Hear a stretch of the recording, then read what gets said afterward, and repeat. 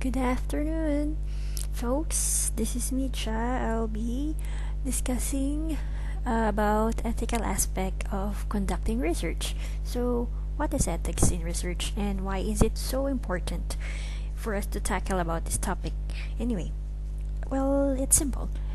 For example, for us nurses, we should be a complete package. We may have the skills and the knowledge, but the most important of all is our attitude as well. So, with the analogy or metaphor, when it comes to research, in research we gain knowledge and skills, but also the most important thing is we need to put ethics on. We need to touch a part of ethics when we conduct research as well, so that we won't have any conflicts like bias and other any issues that we might encounter on the upcoming researches that we're gonna do, especially now in our graduate studies. We're gonna do our thesis, so this will be our guide as well. So moving on, I'll be discussing just the first 7 principles. I know you're already familiar with this because we've been discussing this already since college, but it's just like a review for us, okay? And I'll be discussing the first 7 principles, and the remaining half will be discussed by our fellow classmate as well. So first is justice. So what comes in your mind when you hear the word justice? Fairness, right? So you're correct. So justice requires researchers to make fair judgment to their participants in the research, and of course they always consider the needs of the participants before the objectives of the studies. Since we're going to involve humans here in the research, we need to be very sensitive in particular to the needs of our participants as well. And we need to ensure also reasonable, non-exploitative, and well-considered procedures that are administered fairly, wherein the distribution of costs and benefits must be explained well to the participants. As we all know, we have these vulnerable groups of people like the elderly, pediatrics. We need to give extra protection to them as well, and we need to avoid the sexism wherein we need to give fairness whenever we do research. If we're going to do a research for a man, we can also do a research also for women, because we also promote gender equality here as well, right? So moving on with justice, another good topic about this is the autonomy. Wherein autonomy, of course, from the name itself, auto means self, so freedom of choice. Human beings must be chosen subjectively based from their principles, values, beliefs, and perceptions. There shouldn't be any racism here or any bias. Okay, of course you don't have to force these people or pay them in order to join or to participate in studies.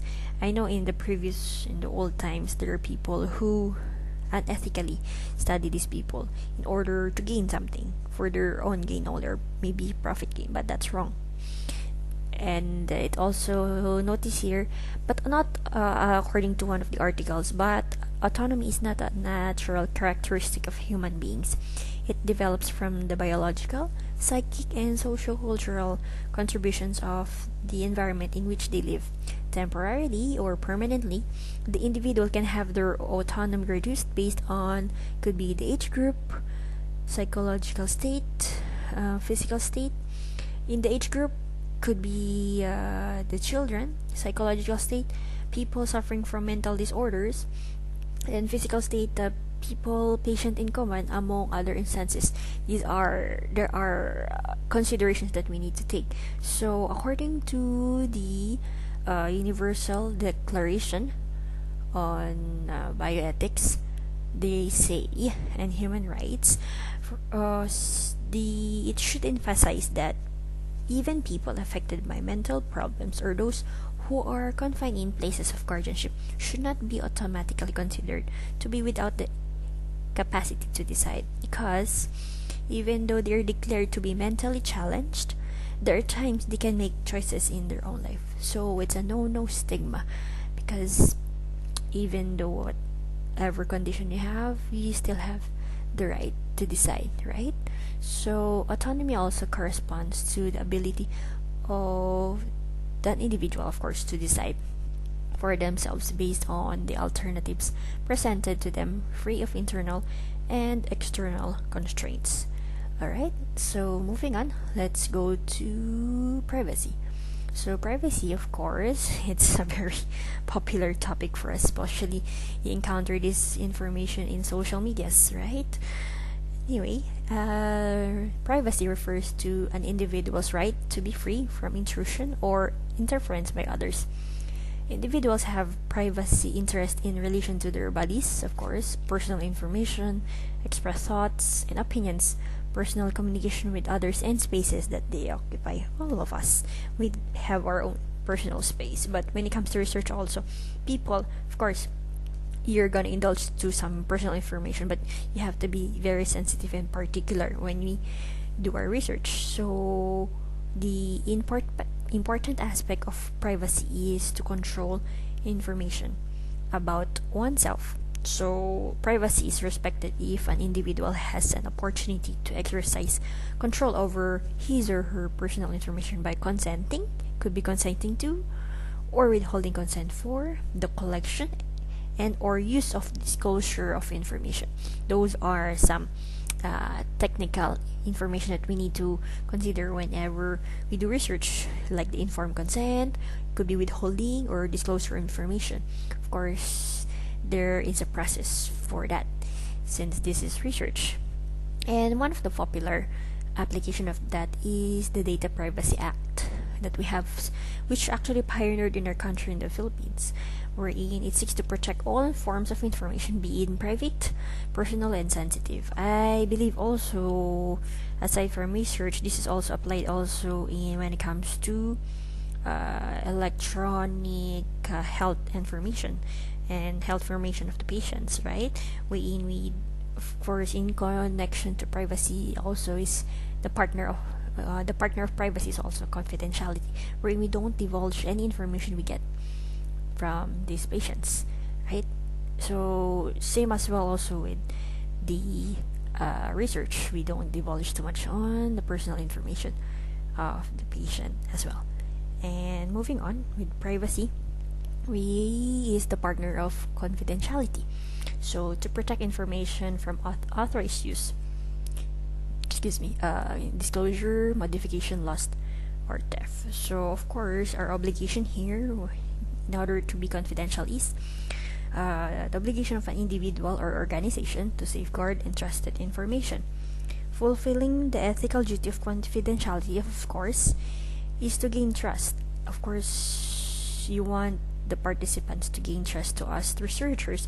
We need to keep those information private and confidential. So the trust relationship between the researcher and participant, and of course the integrity, it will affect also the integrity of the research project. So of course there should be no breach to confidentiality. So whatever it is, everything must be explained well to the patients, and I mean not only patients, whoever will be the participants of your research. Alright, so how are you guys there? Holding on? Don't worry, here next is anonymity. So maybe if you hear the word anonymous, yeah, you get it right. Anonymity means refers to data collected from respondents who are completely unknown to anyone associated with the survey. So it's better whenever you do surveys, if it's better you don't know the person, so to avoid any biases in the study, right? So it should be like that.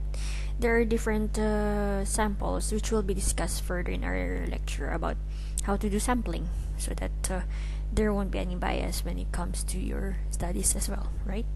So anonymity, respondents know that he or she responded in the survey, and the survey researcher cannot identify the participants. Moreover, this refers to data collected in surveys in which the respondents are they identified, and all possible identifying characteristics are separated from the public available data. Yeah, right. And moving on is Nonmaleficence. Well, very familiar You know the movie Nonmaleficence, right? That's evil. So of course, when we do research, we want to make sure that there is no harm done to the patients, and by omitting, or it's like neglecting, right? You neglect care or treatment, so it's like you're withholding the treatment. So of course, based from the research ethics, the common ones is autonomy, beneficence, maleficence, and justice. And non-maleficence is one of which. Okay, and the last but not the least is advocacy.